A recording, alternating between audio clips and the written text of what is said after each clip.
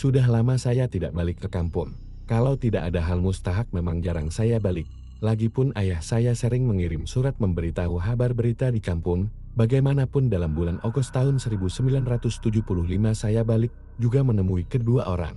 Tua, tergerak saja hati saya mau balik menemui mereka. Ketika saya balik emak saya masih dalam kesedihan. Heran juga saya, mengapa emak dalam kesedihan, karena semasa mengirim surat ayah saya tidak ada memberitahu apa-apa tentang berita tidak baik. Rupanya emak bersedih, disebabkan 2 ekor lembunya mati, seekor lembu darah tengah naik tubuh, dan seekor lagi induk lembu sudah 2 kali beranak. Inilah yang menyedihkan emak saya. Dia memang sayang pada binatang-binatang ternakannya. Emak pernah sugul sampai 2 minggu, karena kucing kesayangannya mati ditetak orang dengan parang. Sempat kucing itu balik ke rumah dengan belakangnya terbelang, akibat ditetak dengan parang. Emak terpaksa membasuh luka kucing itu dan dibubuh obat. Bagaimanapun 2 hari kemudian kucing tersebut mati juga karena lukanya sudah berulat. Kalau jual lembu itu tak kurang dari 700 ringgit seekor, ujar emak masih dalam kesedihan. Tapi, bukan duitnya yang kita kenang. Mengapa orang sampai hati menganiaya binatang, tegas emak terharu dengan nasib yang menimpa binatang ternakannya.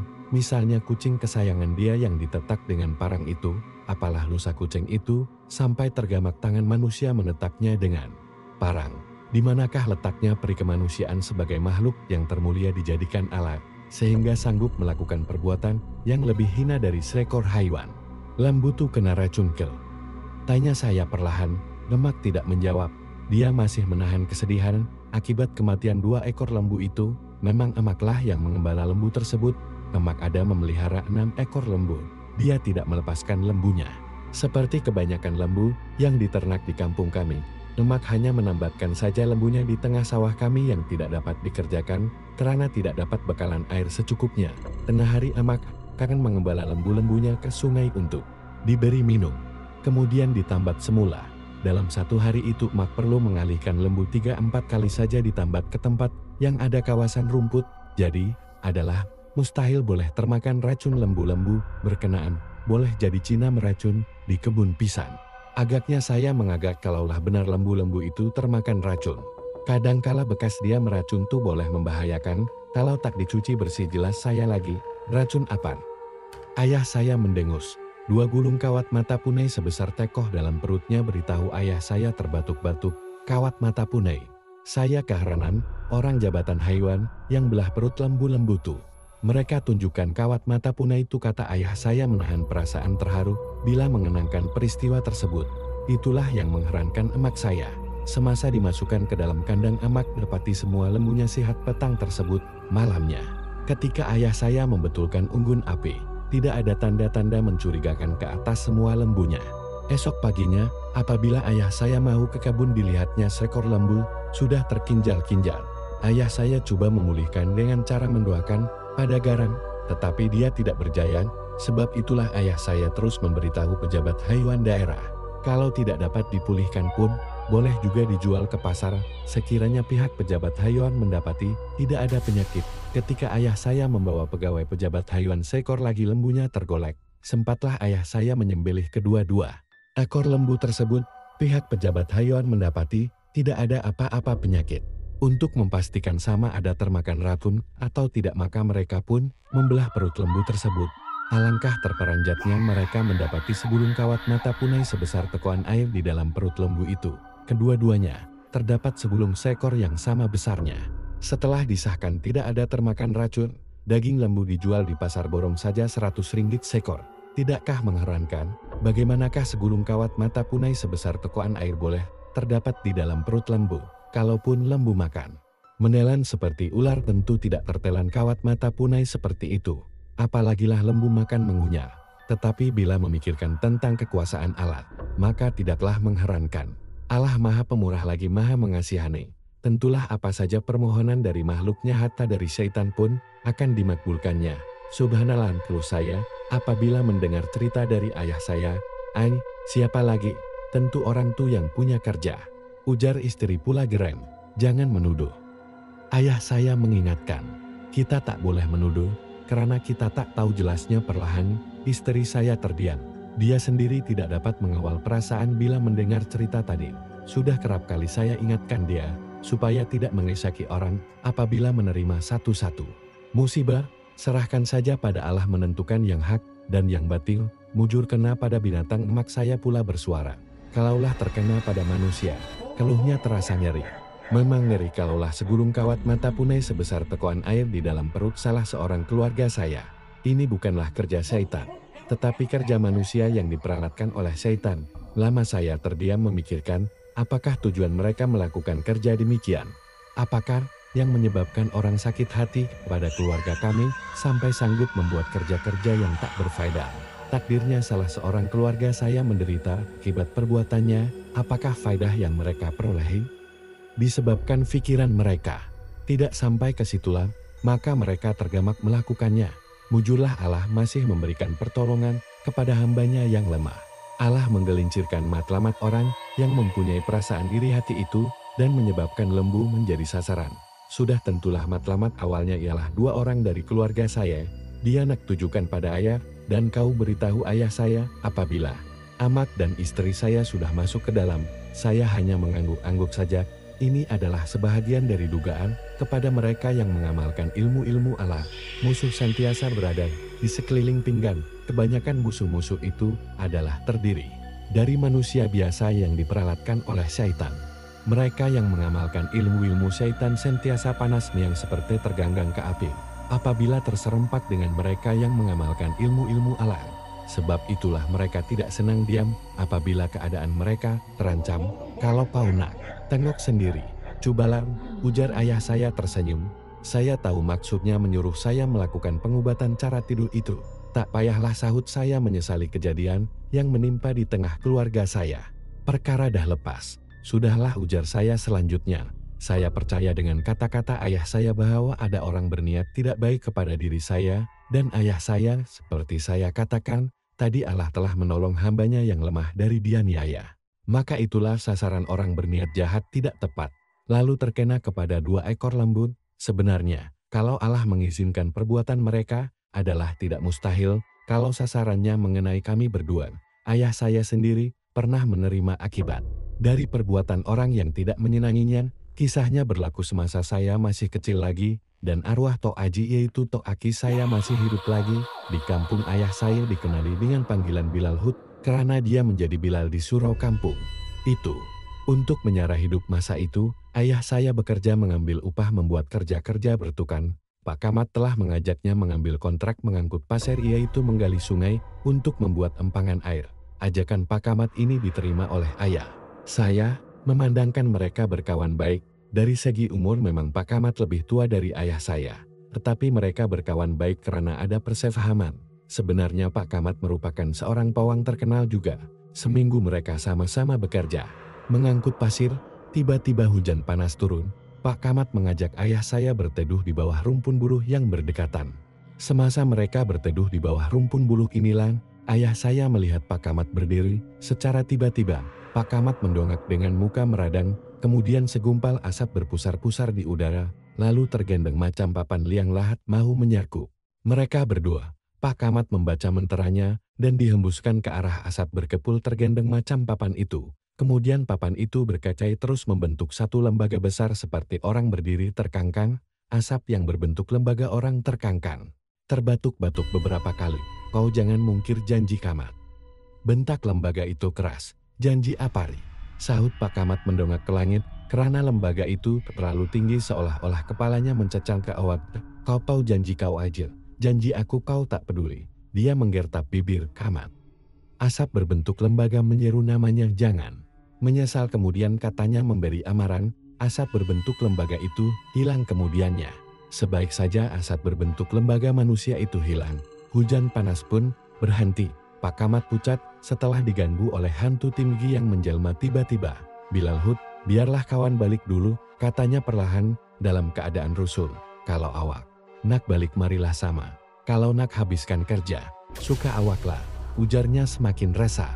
Biarlah kawan habiskan kerja nih dulu Obang Kamat, sahut ayah saya. Memang ayah saya tidak mau kerja bertangguh-tangguh. Kalau boleh dia mau cepat siapkan. Lagipun Pak Kamat sudah berjanji membayar uang secara berkongsi mengenai kerja kontrak mengangkat pasir itu. Ayah saya pula menjadi kepala ketua beberapa orang lagi pekerja di situ. Sebab itu ayah saya tidak boleh balik bagi mengawasi mereka yang bekerja.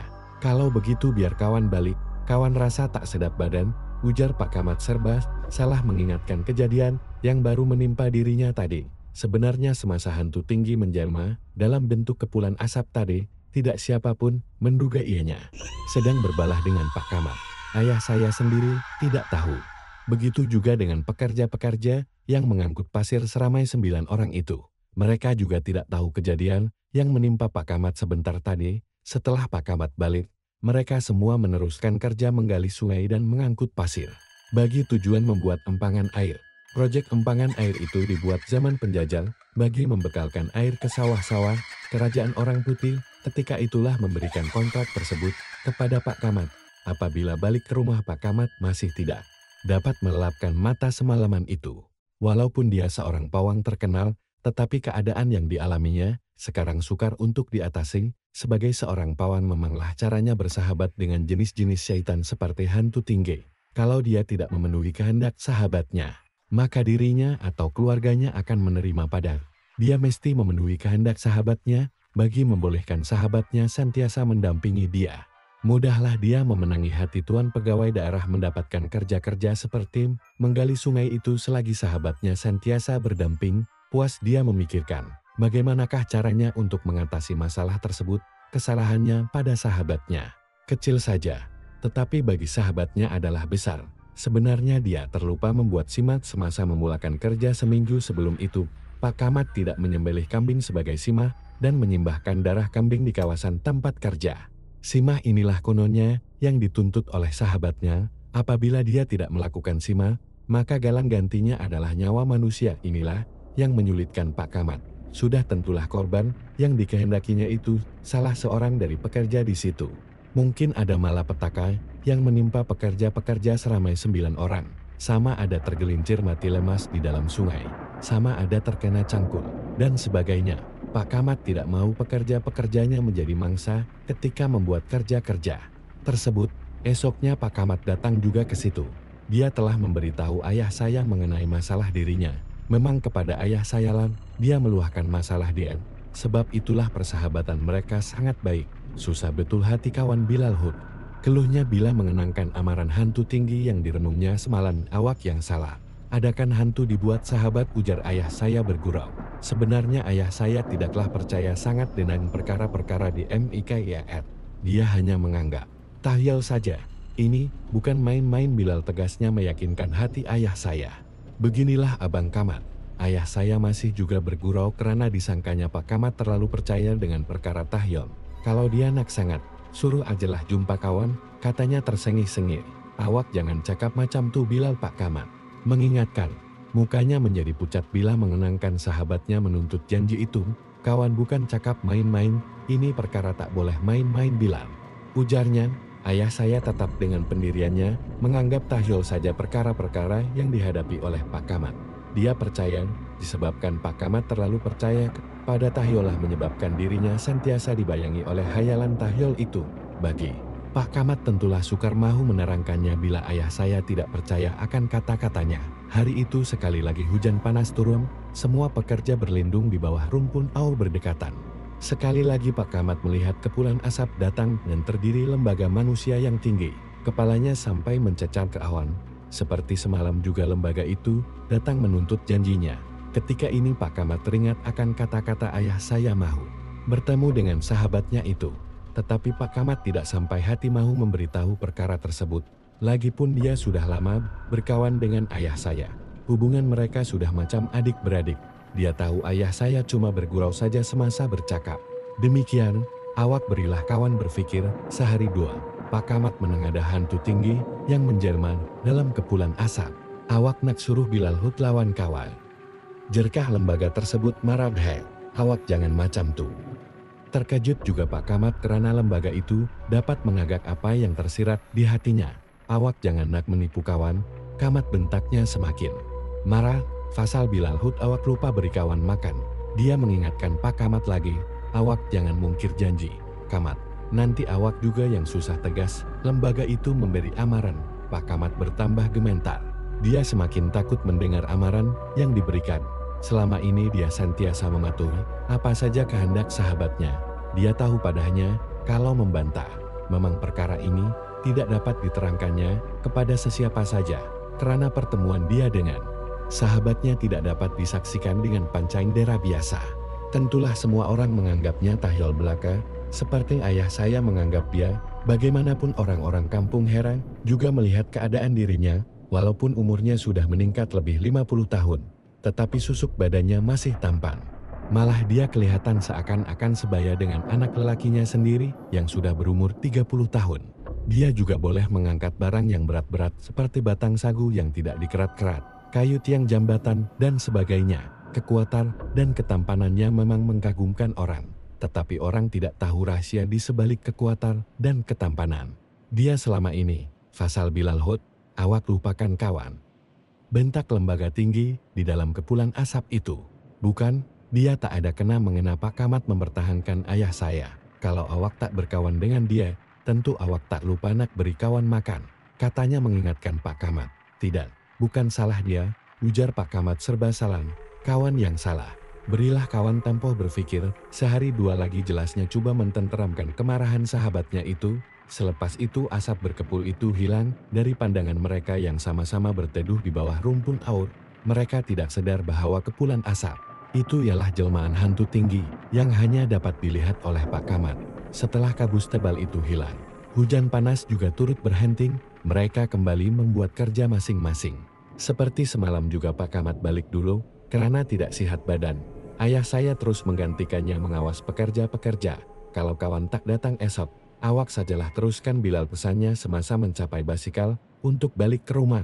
Kalau Abang Kamat tak sehat, berehatlah di rumah 2-3 hari dulu, beritahu ayah saya. Kesian juga dia melihat Pak Kamat seperti orang tidak siuman setiap kali hujan panas turun. Esoknya memang Pak Kamat tidak datang. Ayah saya menjangka tentulah Pak Kamat sakit. Sejak semalamnya lagi dia sudah melihat Pak Kamat tidak cukup sehat. Mukanya pucat dan sentiasa rusuh tidak tenteram. Bagaimanapun kerja-kerja menggali sungai diteruskan juga. Ayah saya mau kerja-kerja itu disiapkan seperti yang telah dijanjikan.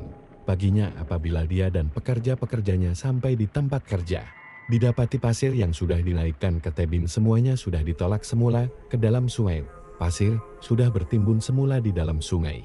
Sekurang-kurangnya memakan masa seminggu untuk mengangkutnya naik ke tebing semula. Bermakna kerja mereka bertambah lewat seminggu.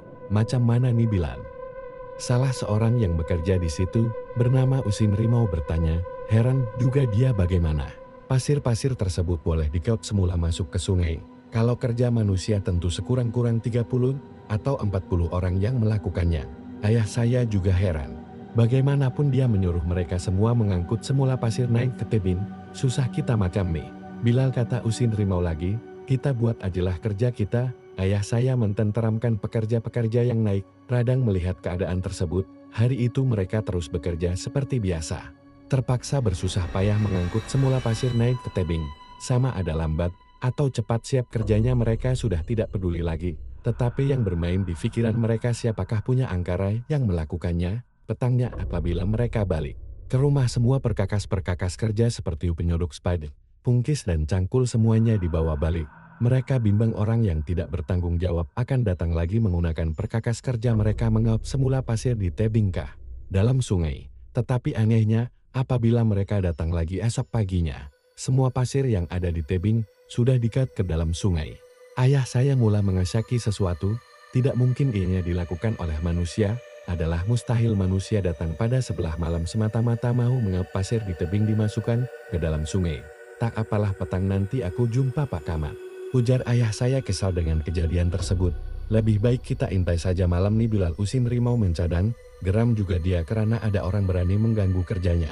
Kalau berani mengapa tidak berani melakukan ketika semua pekerja-pekerja ada di situ? Mengapa mesti bersembunyi kalau mahu tunjuk keberanian? Awak semua letir. Ayah saya tidak mahu menyiasatnya. Dia bimbang kalau bertemu dengan orang yang melakukan tentulah terjadi pergaduhan. Masakan pekerja-pekerja yang sudah berpenat lelah itu dapat menahan sabar. Bila ada orang coba mengkhianati kerja mereka, awak semua letir. Buat apa nak berjaga-jaga malam hari? Ini semua kerja aku dengan Pak Kamat. Serahkan saja pada kami, kata ayah saya meminta Usin Rimau bertenang. Tempat mereka mengangkut pasir itu memang jauh dari kampung. Kira-kira sebatu jaraknya ke pinggir hutan, sudah tentulah bukan kerja orang-orang yang tinggal di kampung mau ke situ semata-mata mau mengkhianati kerja mereka. Lagipun siapa orang yang berani memperolok-olokkan kerja Pak Kamat, karena mereka semua tahu proyek mengangkut pasir itu kepunyaan Pak Kamat. Kawan seorang pun sanggup mengintainya, bilang. Usin Rimau menggertak bibir sambil menggenggam hulu parangnya. Biar malam nih kawan intai, kawan nak lihat jantan, siapa berani mengganggu kerja kita, ujarnya bersemangat. Semua pekerja-pekerja itu sanggup menyiasat siapa yang mau melakukan kerja menguap semula pasir ke dalam sungai. Mereka serentak bertekad akan menentang musuh yang mengkhianati mereka. Soal sudah letih karena bekerja seharian tidak perlu difikirkan. Mereka tidak mau tenaga mereka menjadi sia-sia akibat perbuatan orang yang mengkhianat. Mau tidak mau ayah saya terpaksa mengalah. Dia juga bersetuju untuk sama-sama menyiasat. Kalau kerja manusia, apakah tujuan mereka melakukannya? Siapakah yang menyuruh? Apakah faedahnya? Adakah mereka mendapat keuntungan apabila mengganggu kerja-kerja tersebut? Kalaulah kerja itu cepat siap, tentu semua orang kampung akan senang.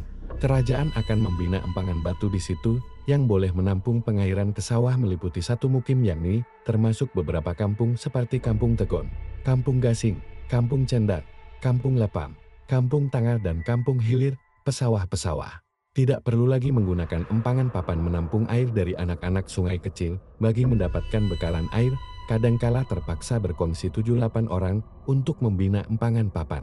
Sawah mereka juga kekurangan air kecuali di bahagian berhampiran dengan anak-anak air. Tetapi rancangan mendirikan empangan batu itu boleh mengairkan kawasan tinggi yang selalunya tidak dapat ditanam padi karena tidak dapat air. Alangkah baiknya kerja-kerja untuk mempercepatkan pembinaan empangan batu tersebut. Sebab itu ayah saya tidak percaya orang-orang dari kampung yang melakukannya. Walau bagaimanapun, Terana Usin Rimau dan kawan-kawannya sanggup menyengkang mata untuk menyiasat. Ayah saya juga bersedia mengikut kemauan mereka. Di samping itu, mereka juga tidak mau memberitahu Pak Kamat, karena orang tua itu masih tidak sehat. Mereka tidak mau mengganggu Pak Kamat.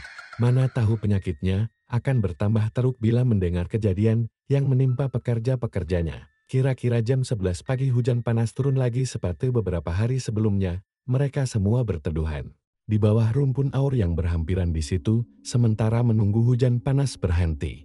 Tidak lama kemudian, ayah saya merasa sakit kepala. Dia memberitahu Usin Rimau kepalanya terlalu sakit bagaikan ditusuk dengan besi tajam. Tiba-tiba saja ayah saya pengsan tidak sadarkan diri menyebabkan semua pekerja-pekerja kelam kabut.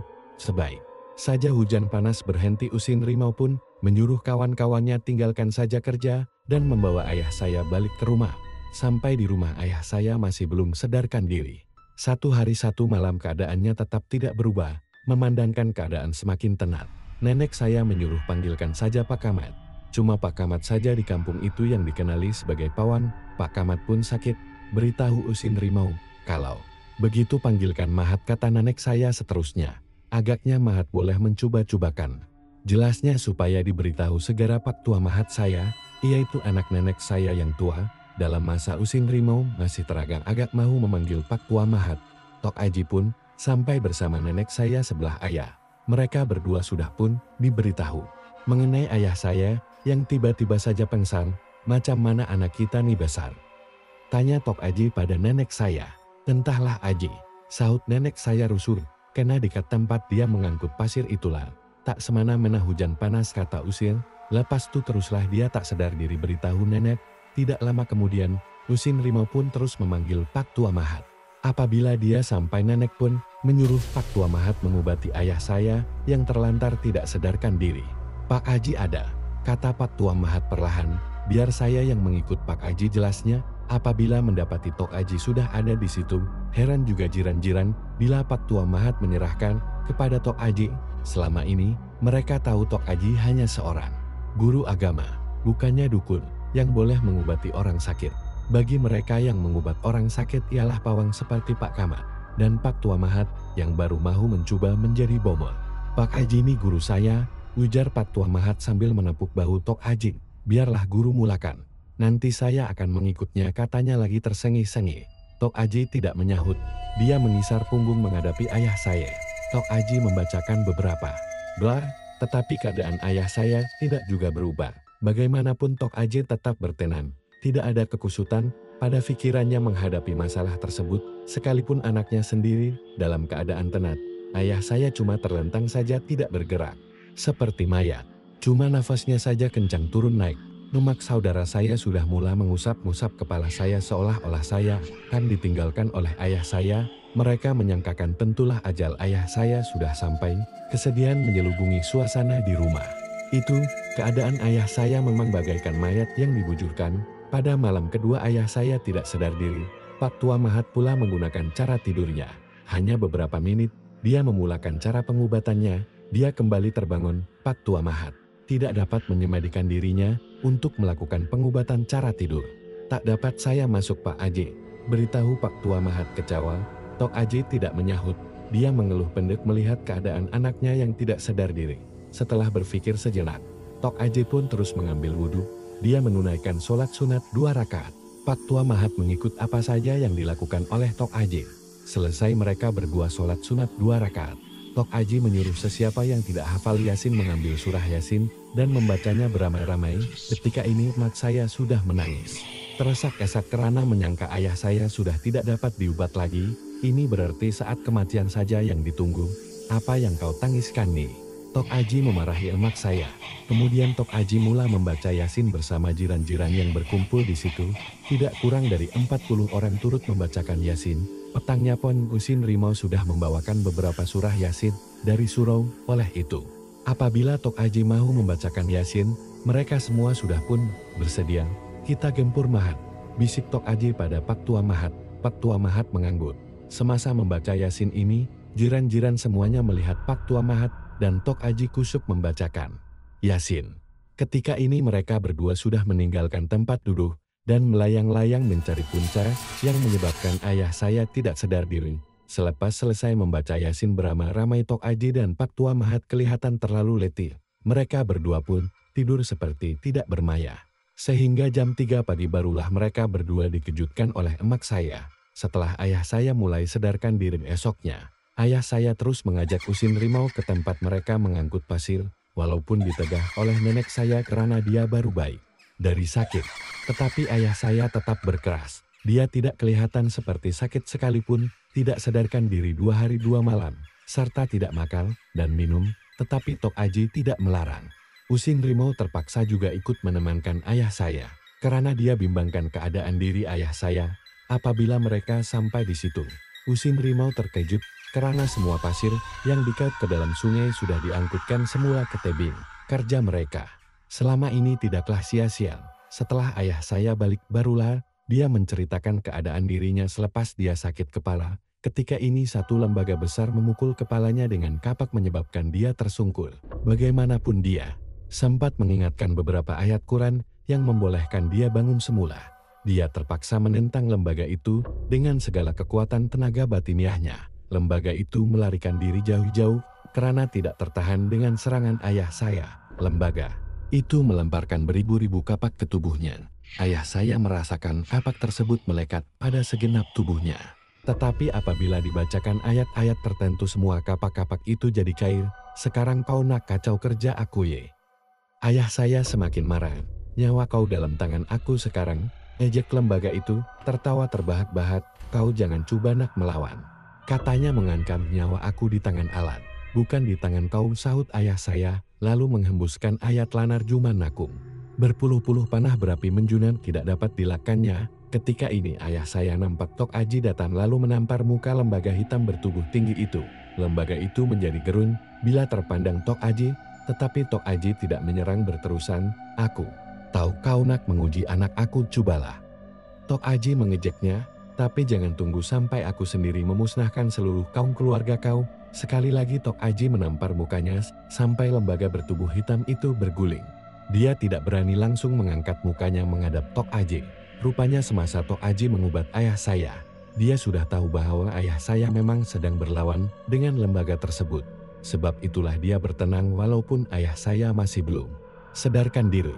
Mereka menyangka ayah saya tidak sadarkan diri karena pengsan, tetapi sebenarnya dia sedang bertarung secara kebatinan. Aku takkan lepaskan kau. selagi aku tak tahu siapa yang menyuruh kau memukul Juri terhadap aku. Bentak ayah saya melepaskan panah berapi-api. Tidak lama kemudian Pak Tua Mahat pula datang menyusul. Semasa Pak Tua Mahat sampai, lembaga itu berteriak kepada ayah saya, "Kalau kau anak jantan meri 1 lawan 1, jangan kau panggil orang membantu," katanya mencabar setelah mendapati tekanan semakin kuat. "Aku tak meminta bantuan siapapun," sahut ayah saya keras. Dia nampak Pak Tua Mahat datang, cepat-cepat ayah saya menyuruh balik segera dan jangan datang membantu. Dia sendiri mau menghadapi musuhnya. Setelah tidak ada siapapun datang membantu, lembaga berkenaan melontarkan semua pohon-pohon kayu 5-6 pemeluk menerjang ke tubuh ayah saya.